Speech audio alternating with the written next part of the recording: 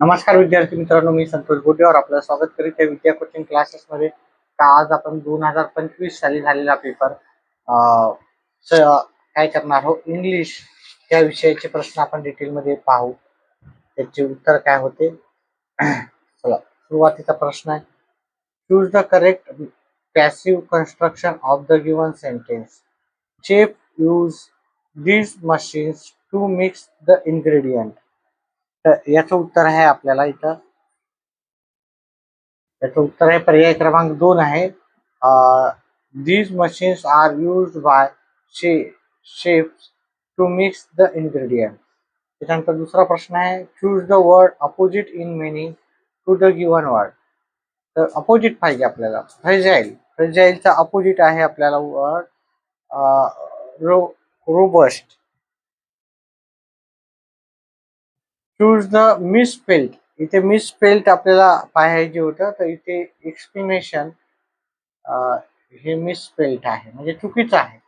Misspelled म्हणजे चुकीचं कोणतं आपण लिहिलेलं आहे. हे बाकी सगळ्या स्पेलिंग करेक्ट आहे, ही थोडीशी चुकीची स्पेलिंग आहे. Choose the alternative which best express the meaning of the given word. Onus. Onus म्हणजे आपण एखाद्यावर आधारित राहतो. तर याचं उत्तर आहे, एखाद्यावर आपण आधारित राहतो त्याला आपण म्हणतो रिस्पॉन्सिबिलिटी, किंवा कोणी आपल्यावर आधारित राहतं. त्यानंतर choose the most suitable one word for the given expression. एकच शब्द सांगायचा आहे तुला, ह्या पूर्ण वाक्याला एकच शब्द द्यायचा होता. One who leaves his own country to settle in another. याला आपल्याला काय म्हणतो, म्हणजे सेटल झालेला आहे. जेव्हा सेटल झालो त्याला आपण काय म्हणतो, फॉरेनर म्हणजे विदेशी राहतो. टुरिस्ट म्हणजे फक्त यात्रा करणार राहतो. नेटिव्ह म्हणजे बाजू शेजारी राहतो. इमिग्रंट म्हणजे एका देशातून दुसऱ्या देशात स्थायिक होणाऱ्याला आपण इमिग्रंट म्हणतो. त्याच्यानंतर पुढचा प्रश्न आहे. Choose the correct compound sentence for the given sentence. हा विद्यार्थी मित्रांनो, आपण सर्व याच्यावर ग्रामरवर आधारित व्हिडिओ बनवलेले आहेत. जर तुम्ही चॅनलवर नवीन असाल तर आपल्या व्हिडिओला लाईक करा, चॅनलला सबस्क्राईब करा, जेणेकरून आपले जे पण व्हिडिओ येतील, इंग्लिश असो, मराठी असो किंवा गणित असो, त्याच्यावरचे तुम्हाला व्हिडिओ भेटून जातील. म्हणजे सर्वच विषयावर आपण व्हिडिओ करत असतो. तर याचं उत्तर आहे 36व्याचं उत्तर आहे पर्याय क्रमांक 2 उत्तर आहे याचं. Choose the correct indirect. पहा, डायरेक्ट इनडायरेक्ट वर येतो, वाईस वर येतं, कॉम्प्लेक्स कंपाऊंड सेंटेन्स वर येतं. तर you can not bath in this sea. He said to me it is very rough. आता इथे याचं उत्तर आहे पर्याय क्रमांक 3 उत्तर आहे याचं विद्यार्थी मित्रांनो. He said that I could not bath in that sea as it was very rough. पुढचा प्रश्न होता. प्रियांका इज ध्यान दीपिका. इथं आहे ध्यान आहे, त्याच्यामुळे इथं हे कम्पॅरेटिव्हचं वाक्य आहे. ठीक आहे. प्रिटियर ध्यान येईल इथं. प्रिटियर ध्यान हे पर्याय क्रमांक. पहा इथं हे सुपरलेटिव्हला येते. हे ध्यान हे कम्पॅरेटिव्ह मध्ये राहतं. ठीक आहे. मोर येणार नाही तर मोर प्रिटी. ठीक आहे. फक्त इथे मोर प्रिटियर पण नाही येणार, हे प्रिटियर येणार. Identify the mismatch pair. Mismatch इथं पेअर पाहिजे होती, ते हे कॅट आणि किटन. बीचा हाईव्ह आहे, बरोबर आहे. बर्डचा नेस्ट आहे. स्पायडर वेब मध्ये राहतात, म्हणजे हे काय केलेलं आहे आपल्याला, त्यांचे घर कुठं राहतात ते दिलं. कॅट तर हे पिल्लू दर्शक दिलेलं त्याने. Don't side. इथे काय विचारलं आपल्याला, फिल इन द ब्लँक्स करायचे, करेक्ट हे करायचे आपल्याला. तर इथे आपल्याला जे उत्तर आहे ते don't side those who act contrary national interest. इथं उत्तर येईल तुम्हाला पहिल्या याच्यात येईल विथ येणार आणि टू येणार, म्हणजे don't side with those who act contrary to the national interest, असं त्याचं उत्तर राहणार. पुढचा प्रश्न आहे. आपल्याला इथं आर्टिकल विचारलं, बेस्ट असला तर बेस्टच्या आधी दच येते, बेस्टच्या आधी काय ते द बेस्ट येतं, ठीक आहे. आणि वर्स्ट आहे, वर्स्ट म्हणजे च्या पण आधी आपल्याला दच घ्यावं लागेल, त्याच्यामुळे इथे द द हे आर्टिकल लागेल, ठीक आहे.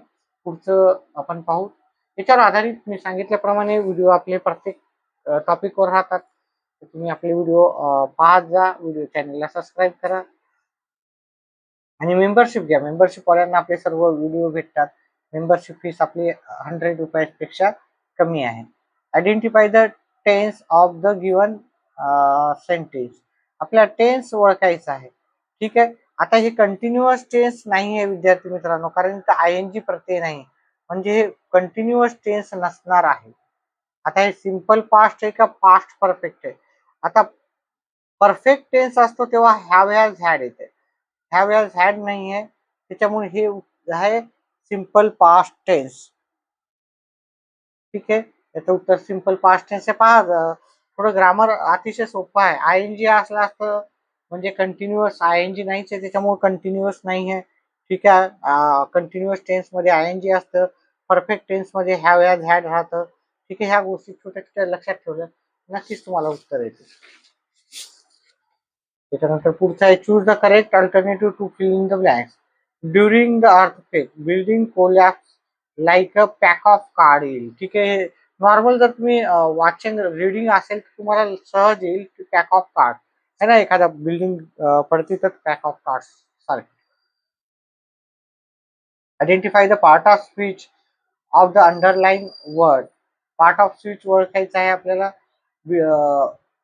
गिवन ह्या सेंटेन्स मध्ये अंडरलाईन वर्ड बिटवीन. बिटवीन हे काय आपल्याला माहितच आहे. बिटवीन तुम्ही अभ्यास केलाच असेल तर अतिशय सोपे प्रश्न विचारले होते हे 2025च्या पेपरमध्ये. बिटवीन हे प्रिपोजिशन आहे. आता आपल्याला काय करायचं होतं, arrange the according to the meaningful. आपल्याला मिनिंगफुल वर्ड.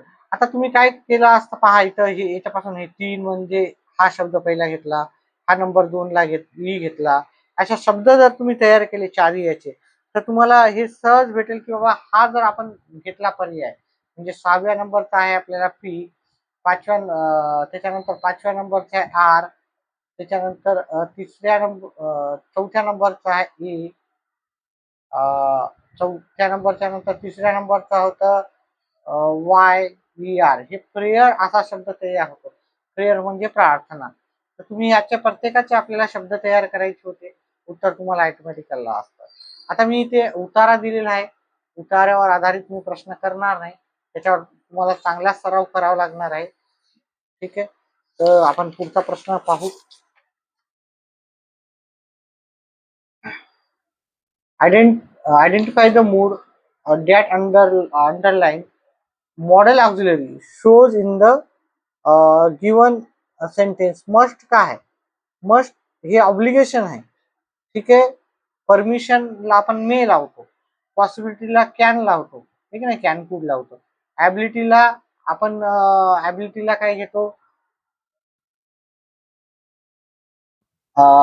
ज्याच्यावर आधार डिटेलमध्ये केलेला आहे तो व्हिडिओ तुम्ही नक्कीच जा. ऑब्लिगेशन आहे म्हणजे आपण मस्ट म्हणजेच ऑब्लिगेशन, ठीक आहे. चला, म्हणजे करायचंच म्हणजे ऑब्लिगेशन म्हणजे काही का असणार ते तुम्हाला बंधनकारक आहे ते मस्ट लागतं. त्याच्यानंतर पुढं please make it a point two water tap before you go out. हे टर्न ऑफ आहे म्हणजे वॉटर टॅप काय करायचं तुम्हाला बंद करायचे याचं उत्तर टर्न ऑफ आहे.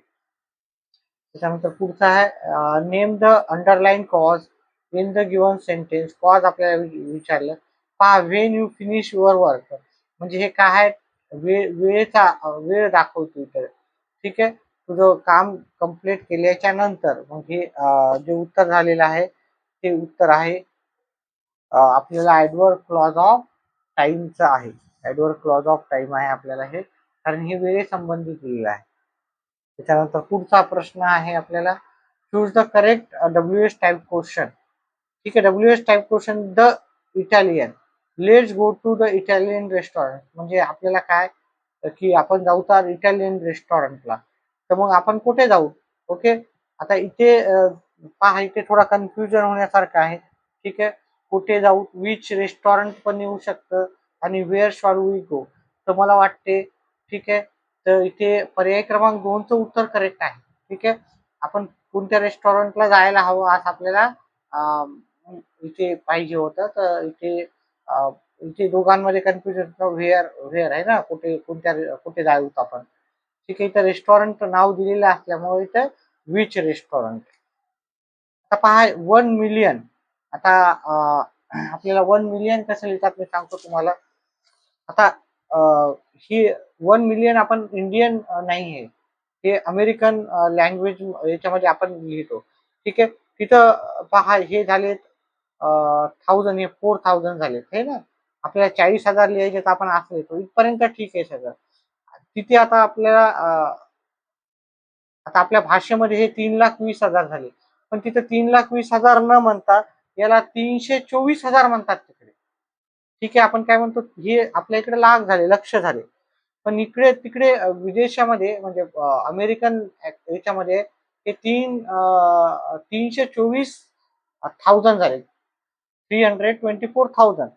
मग आपल्याला आपल्या इथं लक्ष 6व्यालाच लक्ष म्हणतो, तर ते मिलियन 6व्याला नाही म्हणत, ते 7व्याला मिलियन म्हणतात. ठीक आहे. म्हणजे आजचं त्यांचं हे 1 मिलियन म्हणजे इथे 3-3चा ग्रुप आहे. मग बिलियन मध्ये किती असतात? ठीक आहे, जसं की आपण मिलियन, मग लक्ष झाल्यावर कोटीला काय म्हणतो आपण? कोटी आपली समजा 1 कोटी लिहायचं असतं. आपण हे लाख झालेत, हे हजार झालेत, हे 1000. म्हणजे सुरुवातीला आपण काय करतो, 3चा ग्रुप घेतो, नंतर 2-2चा ग्रुप घेतो आणि 1 कोटी झाले. पण ते बिलियन मध्ये काय राहते बघा, एका कोटीमध्ये 1 2 3 4 5 6 7 झिरो आहे. आणि एका लक्ष मध्ये किती राहतात? 1 2 3 4 5 झिरो असतात. 1 लक्ष, 1 कोटीमध्ये 7 झिरो असतात. परंतु तिकडे एका 1 मिलियन, 1 मिलियन म्हणजे 1 2 3 4 5 6 झिरो असतात. 1 बिलियन मध्ये किती असणार? 1 बिलियन मध्ये 9 झिरो असतात. विद्यार्थी मित्रांनो, 3-3चा ग्रुप करायचा. हा प्रश्न तुम्हाला हमखास येण्याची शक्यता आहे. ठीक आहे, 1 मिलियन किंवा 1 बिलियन. ठीक आहे, किंवा दुसरा 2 मिलियन 5 मिलियन असा येऊ शकतो. तर इथे 1 मिलियन म्हणजे आपल्याला 6 झिरो हवेत.